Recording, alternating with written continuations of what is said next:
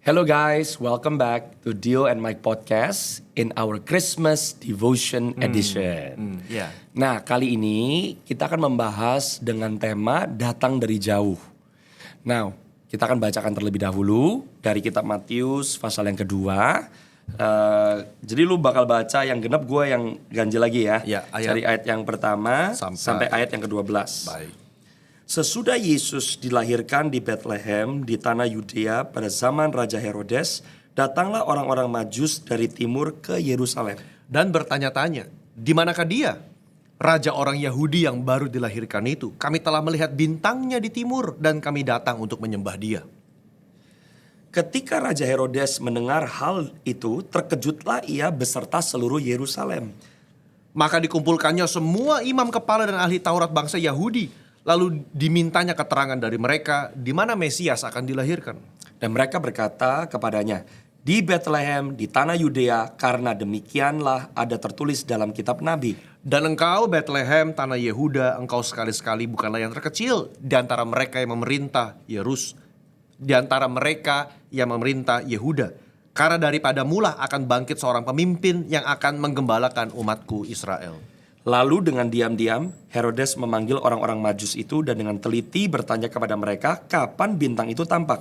Kemudian ia menyuruh mereka ke Bethlehem, katanya pergi dan selidikilah dengan seksama hal-hal mengenai anak itu. Dan sesegera sesudah kamu menemukan dia, kabarkanlah kepadaku supaya aku pun datang menyembah dia. Setelah mendengar kata-kata raja itu, berangkatlah mereka. Lihatlah, bintang yang mereka lihat di timur itu mendahului mereka hingga tiba dan berhenti di atas tempat anak itu berada. Ketika mereka melihat bintang itu, sangat bersukacitalah mereka. Mereka masuk ke dalam rumah itu dan melihat anak itu bersama Maria, ibunya. Lalu sujud menyembah dia.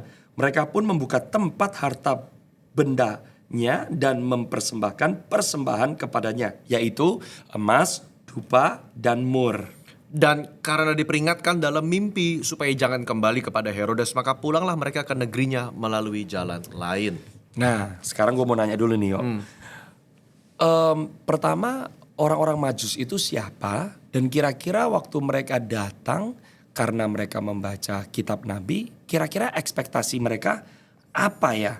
Dan mungkin setelah itu lu bisa lanjutin. Nah, orang-orang Majus itu kan datang dari tempat yang jauh. Yeah.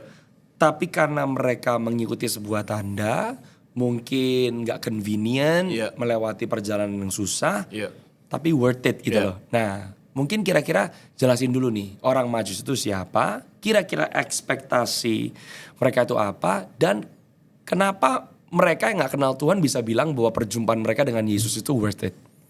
Jadi saudara, orang Majus itu bukan orang Yahudi. Oke. Ya, mereka adalah orang-orang pintar. Ya, mereka adalah orang learned people. Mereka orang terdidik dalam hal astronomi. Ya. Gitu. Mereka adalah orang-orang yang, ya jujur pada zaman itu nggak ada handphone, nggak ada gadget.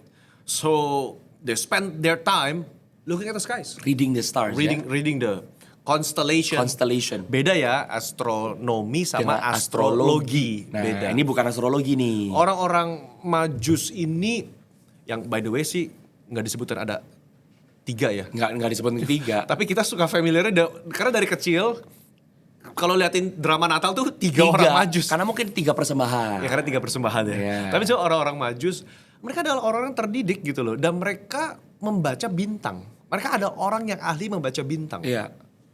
Bagi saya yang menarik adalah begini. Kan mereka berjalan dari jauh ya. Betul. Mereka datang dari jauh. Iya. Nggak mungkin bintang itu muncul hanya seminggu sebelum Yesus lahir. Iya. Jadi bintang itu, dan mereka sudah tahu itu bintang raja. They know, itu sign bintang raja. It's a special star. It's a special star. Okay. Pokoknya mereka tahu itu merujuk kepada raja. Iya. Begitu. Jadi beberapa komentari dan beberapa teolog mengatakan mereka berjalan tuh mungkin at least several months prior. Wow. Several months, beberapa bulan sebelumnya mereka sudah berjalan. Iya. Dari jauh. Saudara, dari jauh mereka jalan, saudara. Dan bintang itu menuntun. Dan sampai ketika mereka datang, saudara, ke Yerusalem, dia bertemu dengan Raja Herodes. Di manakah Raja Yahudi yang baru dilahirkan? Mereka familiar berarti dengan keyahudian saat itu. Come on. Karena mereka tahu itu Raja Yahudi. Iya. Dia nggak bilang Raja bangsa Persia, Raja raja Yahudi. Raja orang Yahudi. Dan saya senang karena orang-orang Majus lebih percaya nubuatan dibanding orang Farisi itu sendiri. Wow. I mean, can you imagine? Yeah. Mereka harus meninggalkan kenyamanan hidup mereka, jalan jauh membawa persembahan untuk mungkin bagi mereka tuh kayak myth, it's a fairy tale, I don't know. Iya. Raja Yahudi yang mereka mau cari gitu loh. Dan mereka sebuah fenomena ya. Mereka tuh betul-betul mendedikasikan hidup mereka untuk mencari raja. Now, the stars are the sign. Dan mereka willing untuk mengikuti tanda ketemu dengan Tuhan Yesus. Iya. Gitu loh. Kalau saya mau merefleksikan kepada kehidupan kita sekarang, banyak orang mencari tanda tapi gak ketemu Tuhan Yesus. Karena mereka hanya stop di tanda. Betul. Hanya stop di mujizat. Hanya stop. Mungkin mereka ngalamin, bagi orang yang belum kenal Kristus, mungkin mereka mengalami momen-momen divine. Momen supernatural. Tapi stop. Mereka gak mencari siapa sih ini yang datang ke mimpiku. Jadi sebenarnya yang lu bilang, seharusnya kan orang Yahudi kan yang lebih berasosiasi dengan nubuatan. Nah, saudara mungkin saudara sendiri atau punya anggota keluarga yang mungkin orangnya very logic. Iya. Iya kan? Iya. Tapi ternyata orang sains, orang-orang yang mungkin sekarang ngakunya ateis, mereka bisa berjumpa loh dengan Tuhan. Bisa sekali. Dan logika, teknologi itu tidak bisa menghambat untuk Tuhan menarik jiwa-jiwa kepada dirinya. Bahkan sebetulnya menurut saya semakin kita mempelajari ilmu pengetahuan, fisika sekarang ada fisika kuantum. Iya. Mungkin semakin kita mempelajari fisika kuantum, kita akan semakin menyadari bahwa Allah itu ada. That's right. Pencipta itu ada. Betul. Gitu. Semakin mempelajari anatomi tubuh, biologi. Iya. Ini pasti ada the intelligent designer. Orang mungkin nggak mau mengakui itu Tuhan Yesus. Iya. Tapi mereka berkata nggak mungkin kita semua ini dari randomness. Come on. Hanya atom-atom yang ketemu tiba-tiba by chance. Bam, by chance. Lebih butuh iman untuk percaya bahwa kita hidup by chance. Iya. Ketimbang ada intelligent designer, pencipta. Haleluya. Now, so kita mau menyemangati para pendengar hari ini, tidak ada satu orang pun yang terlalu jauh. Iya. Untuk tidak bisa dibawa oleh Tuhan kepada pengenalan akan siapa Yesus. Nah, kok gitu yuk. Karena waktu itu orang-orang Majus dari timur, mereka kan melihat bintang yang adalah tanda. Oke. Kira-kira kalau di zaman modern ini sekarang, mungkin banyak Gen Z, Gen Alpha atau anak-anak muda yang nggak interested with astronomi, mereka lebih interested sama teknologi, sama perkembangan zaman. What are some of the modern stars yang lu pikir juga Tuhan bisa pakai untuk menarik orang kepadanya? Wow, that's a lot, saudara. Sebagaimana dulu Tuhan memakai bintang untuk menuntun orang Majus, saya percaya sekarang Tuhan juga memakai banyak tanda. Saudara menyaksikan ini pun sebagai sebuah tanda loh. Iya. Saudara dimanapun saudara berada, berapapun usia saudara, menyaksikan video ini sebuah tanda, mungkin Tuhan ingin mengajak saudara untuk berjumpa dengannya secara lebih intim. Wow. Ayo baca Alkitab kembali, buka Alkitabmu, renungkan firman. Saudara, dan saudara tanda bisa dari khotbah, dari lirik lagu. Kita percaya Tuhan masih memberikan mimpi dan penglihatan, nubuatan, saudara. Tuhan bahkan bisa berbicara lewat advertisement, iklan. Bisa. Tuhan bisa pakai apapun begitu loh. Tapi kuncinya membuka hati. Kuncinya rendah hati, membuka hati, dan willing untuk bertanya, Tuhan, apakah itu Engkau? Tuhan bisa bicara pakai trauma. That's correct. Tuhan bisa bicara pakai tragedi. Tuhan bisa bicara lewat hal-hal yang jelek maupun hal-hal yang baik. Jadi keingat juga ya, karena orang-orang dari timur ini juga kalau mereka waktu itu sampai di istananya Herodes, mereka terbuai dengan harta, udah ketemu sama raja orang Yahudi, ya mereka bisa juga tiba-tiba sidetracked from their mission. Tapi ternyata orang-orang Majus dari timur ini mereka punya satu ketetapan hati. Mereka mau berjumpa dengan siapa yang dinubuatkan oleh kita para nabi gitu. Dan mereka sudah come prepared. They come prepared. They come prepared to worship. You know, saudara, mereka membawa emas, kemenyan atau dupa, dan mur. Banyak khotbah, interpretasi apa itu kemas. Tapi poinnya adalah mereka come prepared. Saudara.